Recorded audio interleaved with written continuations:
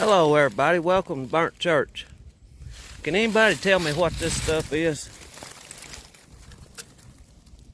It's kind of fuzzy looking. There's a lot of it here in this field. It looks like a cabbage head, but it's real fuzzy. If you know what it is, put it in the comments below. I've always been curious.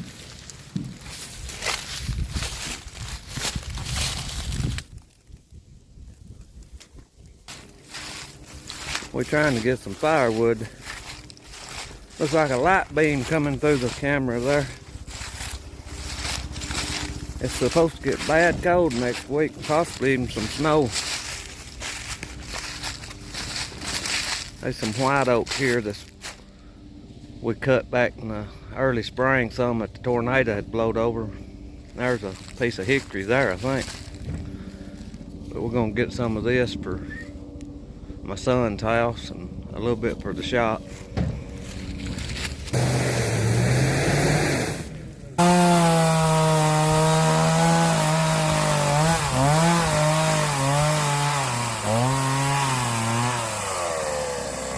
gonna take a walk while he's finishing up this.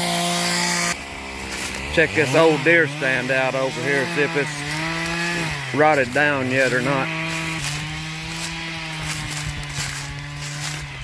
They're giving us a chance of snow this coming next Thursday.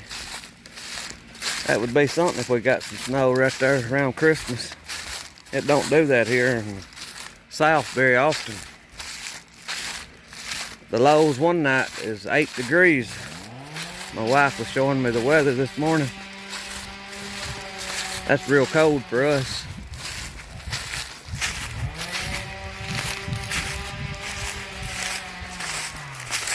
I started working some up here back in the early summer on this field here. I'll show you if the sun ain't in our eyes. Out there where my son is, there's about probably an acre, maybe an acre and a half old field there. I'm gonna try to make it bigger on down, take out some of these trees on down this way.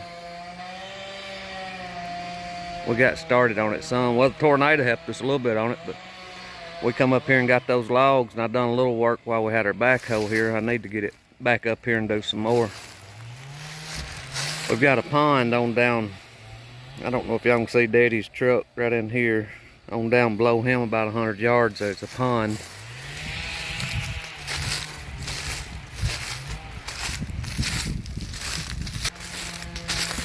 Here's the old deer stand. I don't know if it's rotten or not.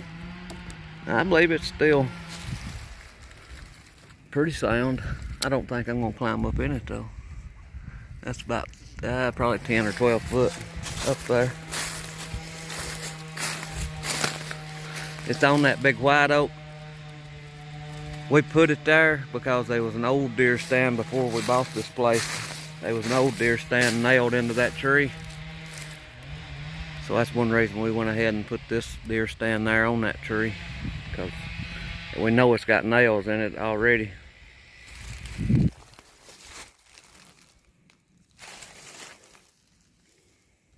I hear him shut the saw off. He'll be wanting me to come back and help him load.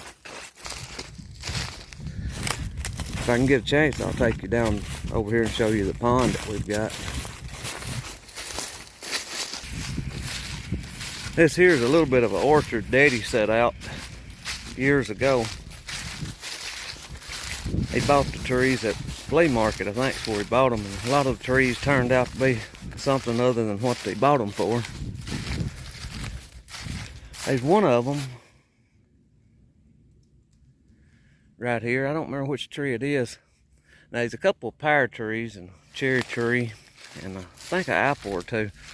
But there's one of them little apple trees that's got apples about the size of a quarter, I guess. And they're red. Now, I can't tell you whether they're sweet or not. I don't remember ever really eating one of them. The deer and squirrels eat them so fast. But I don't know what kind of apple they are, or if they're even called apple.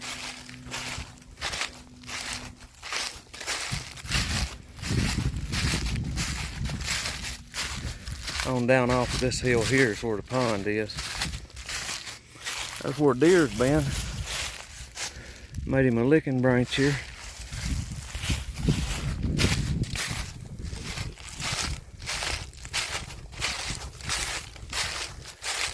My intention was to get down here with the backhoe and clean up around this pond that them little willow trees have tucked it over. You'll see when we get down here, it's growed up thick. We had this pond made in the late 80s, I guess is when it was. Might have been in the 90s. It was the real late 80s or the early 90s one.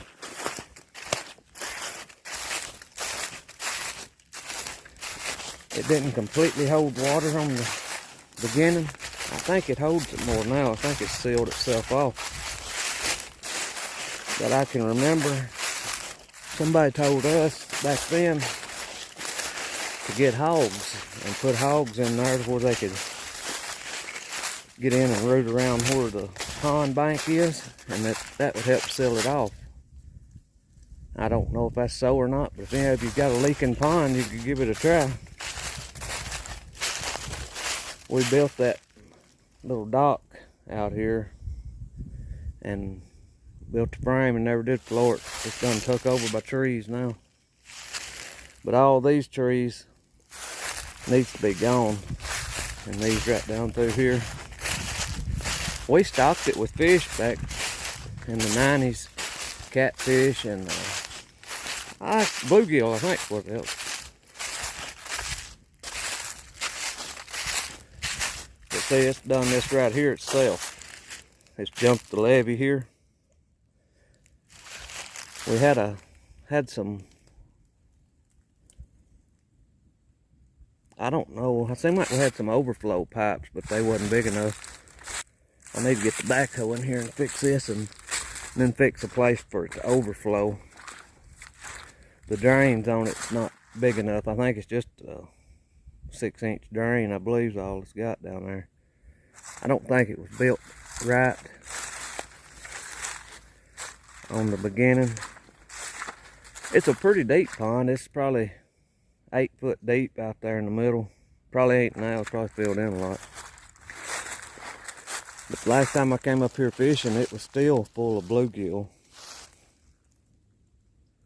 You could take a minnow basket and put out there and just fill it up in just a little while back a few years ago. We'll go down here below it and look and see where it's running out. I'll show you a place down here where they used to make corn whiskey.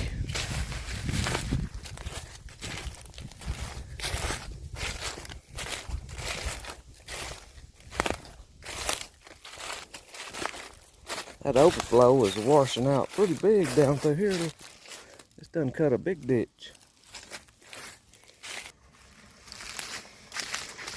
Now here's the overflow. Yeah, it's just one 6-inch pipe. It just wasn't big enough to carry that pond. But right here's where the Moonshine still used to be. There's still a little bit of the pot left in there.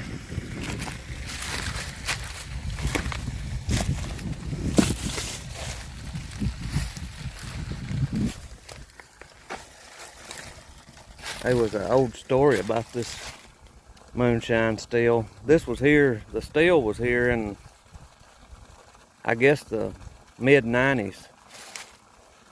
I seen it one time when I was back here deer hunting. I don't know who it belonged to, but I've heard stories about it. And I did see it in the 90s. It was in operation then. So there's the remnants of my son's playhouse whenever he was little. After he got too big to have a playhouse, we moved it out here into the woods and set it up for him. Since he got grown and moved away from home, it's ran down and legs rotted out from under it. I need to come over here and tear it down before somebody tries climbing up in it. They might take a ride if they get up in there. Anyway, about the whiskey still there, the story I was telling you about the whiskey still. And the goat, it didn't end well for the goat, so it's not a real funny story, but they were making whiskey there in that still, and there's goats. Somebody had some goats kept up there. Well, they had a pot full there one day of, I don't know if it had corn in it or what, but anyway, the pot was full of the mash and the water. Well, that old goat got on there. I guess he could smell the mash in that barrel cooking and was trying to get it and fell through, and he didn't make it through that.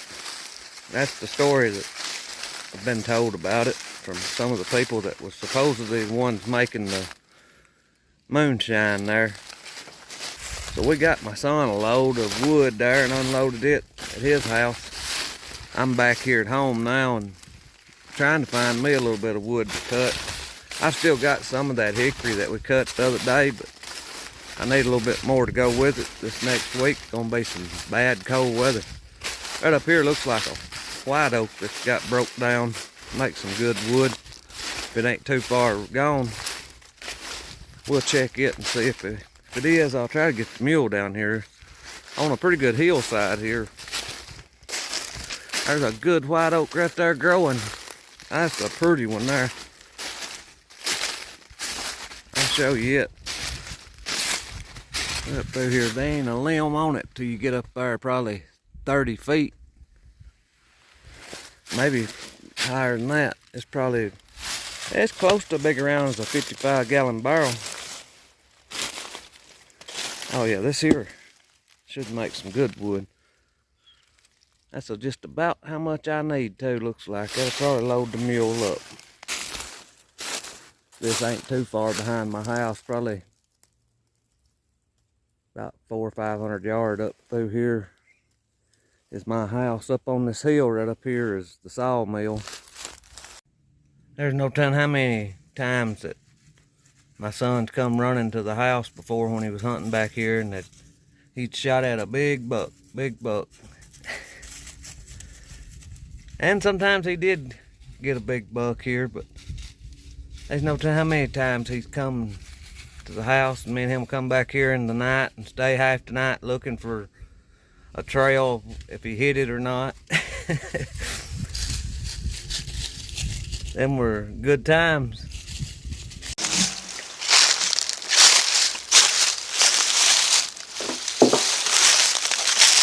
Anybody else have a mule?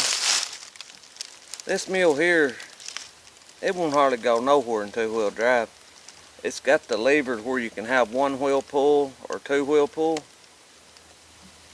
I don't know, it just spins on top of these leaves. It won't go nowhere without four-wheel drive. I'm gonna be lucky if I get back up out of here.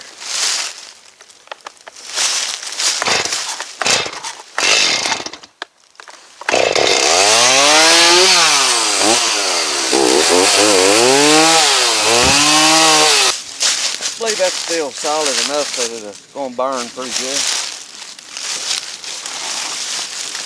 It ought to get that hickory fired up anyway.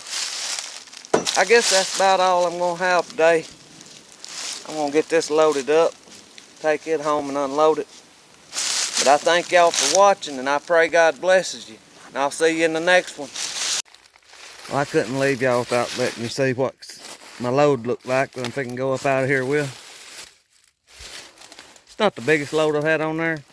That load of hickory here a while back was the biggest load I ever had on. But that's still a pretty good size load. And we got a mountain to go up. I'll see y'all in the next one.